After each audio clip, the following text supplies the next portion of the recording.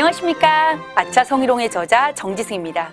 이번 시간에는 언어적 성희롱 사례에 대해 살펴보도록 하겠습니다.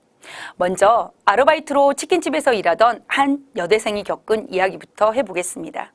이 여대생은 사장이 평소에도 야하다고 싶은 농담을 자주 해서 기분이 나쁘다는 생각을 종종 해왔던 상황이었습니다.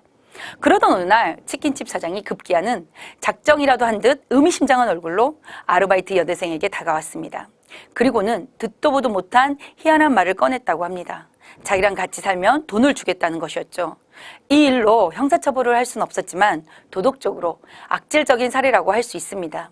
이런 일은 언어적 폭력의 대표적인 사례입니다. 일단 말을 내던지고 보는 것입니다. 왜냐하면 그것이 재밌다는 걸 익히 알고 있기 때문입니다. 자신이 내던진 말로 인해 상대방이 당황해하는 걸 보며 희열을 느끼는 사람들이 있습니다. 다시 말하자면 그것이 재미있기 때문인데요. 상대방은 아파하는데 왜 그들은 재미있어 할까요? 그것은 자신이 우위에 있다는 우월감 때문입니다.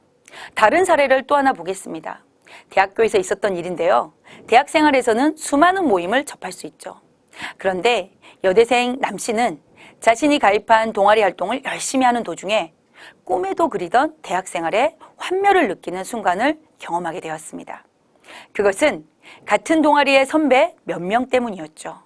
그들은 여학생들이 있던 없던 술자리 모임에서 야한 농담을 주고받거나 때때로 후배 남학생들에게도 장단을 맞추라는 듯 너는 첫 경험이 몇 살 때냐 하는 식의 저급한 질문을 불쑥불쑥 던져왔다고 합니다. 어느 날 남 씨는 동아리의 단짝 친구 임 씨가 결석을 해서 혼자 모임에 참석하게 되었습니다. 그런데 그 자리에 자신의 귀를 의심할 만한 악의적이고 저질스러운 말을 듣게 되는 경험을 했습니다. 임 씨가 왜 안 나왔냐는 선배의 말에 남 씨가 감기 몸살에 걸려 며칠 학교에 못 나왔다고 말하자 선배가 이런 말을 한 것입니다. 몸살 감기 걸렸다고 며칠이나 학교를 안 나와? 낙태 수술이라도 한 거 아니야? 남학생 선배 두 사람이 주고받는 이 말에 남 씨는 자기 귀를 의심했습니다. 하지만 그들이 낄낄거리며 짓거리는 다음 말에 남 씨는 자신의 들은 말을 정확한 것임을 알아들었다고 합니다.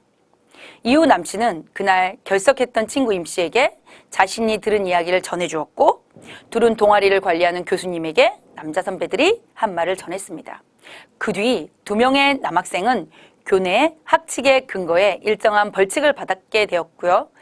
지성의 요람이라는 대학가에서 이런 언어적인 폭력이 있다는 것은 이해할 수 없는 일 중에 하나입니다. 이런 언어폭력이 근절될 때까지 학생들의 부단한 노력이 있어야 할 것입니다. 다른 사례를 더 보겠습니다. 이번에는 지하철에서 일어난 일입니다. 직장에서 일을 마치고 퇴근하던 강 씨는 마침 빈 좌석이 있어 자리에 앉아 휴대폰으로 인터넷 서핑을 하고 있었습니다. 그런데 잠시 뒤 한 남자가 강 씨 앞에 삐딱하게 섰습니다. 남자는 나이가 많지는 않았지만 환갑을 지난 것처럼 보였습니다. 강 씨는 자리를 양보할까 말까 고민했지만 그곳이 일반석인데다가 무엇보다 남자가 그다지 나이가 많은 노인이 아니었기 때문에 피곤한 자신의 몸을 추스리고 있었다고 합니다. 그런데 잠시 후 조용한 지하철 안에 남자의 목소리가 쩌렁쩌렁 울렁 퍼지기 시작했습니다. 이봐 아가씨 임신했어? 임산부도 아닌데 왜 자리 양보를 안 해? 일어나! 이런 말이었습니다. 순간 강 씨는 지하철 안의 사람들이 모두 이쪽을 돌아보고 있자 자기도 모르게 일어났다고 합니다. 강 씨는 자리에서 일어나서 아직 내릴 정거장이 남았는데 바로 내렸습니다. 그리고 낯뜨거워진 얼굴을 한참 식힌 다음에야 다음 지하철을 탔다고 합니다. 성희롱을 이렇게 당할 수도 있다니 참으로 어처구니 없는 사건이 아닐 수 없습니다. 언어적 성희롱, 언어적 폭력은 도처에 쉴 새 없이 깔려 있습니다. 그것은 이성이 될 수도 있고 동성 또한 될 수가 있죠.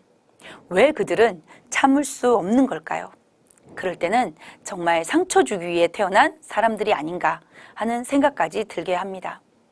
최근에 뉴스에 자주 등장하는 사건 중에 이런 것도 있습니다. 일반인들이 가장 많이 사용하는 통신수단 중 하나인 카톡에는 단톡방이라는 곳에서 벌어진 일입니다. 카톡을 이용해 단체로 대화를 나누는 장소인데요. 이곳을 이용해서 남학생들은 같은 과 여학생에게 성적인 모욕을 주는 이야기를 많이 했다는 소식이 전해진 바 있습니다. 안 씨도 그 같은 일을 당한 여학생이었습니다.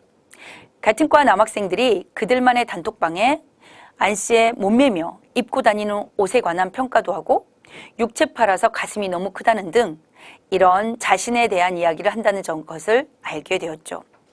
안 씨는 단톡방에 일원인 한 사람이 다른 과 친구에게 이야기한 것이 교내에 퍼져서 사실을 알게 되었습니다. 그 뒤 안 씨는 심각한 마음의 상처를 입고 단톡방에서 대화를 나눈 사람들을 고소했으며 그들을 명예훼손으로 처벌받았다고 합니다.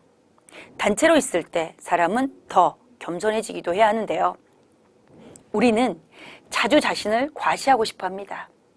그런 일들은 최근 단톡방에서 자주 일어나는데요. 사람이 저급한 마음일수록 타인을 자신보다 낮추어 말할 때 자신이 그들보다 더 우월하다고 느끼는 것입니다. 이런 일들은 그저 지인을 비하하는 데 그치지 않고 자신의 연인에게도 저지르게 돼서 사랑하는 연인마저 친구들에게 농담거리로 삼은 사람도 있습니다.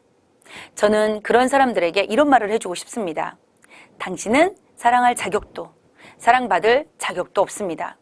상대방을 진정성 있게 아껴야 하는 마음조차 없는 야속한 사람입니다. 다음 시간에는 서로 다른 생각과 행동에 대해 말씀드리겠습니다.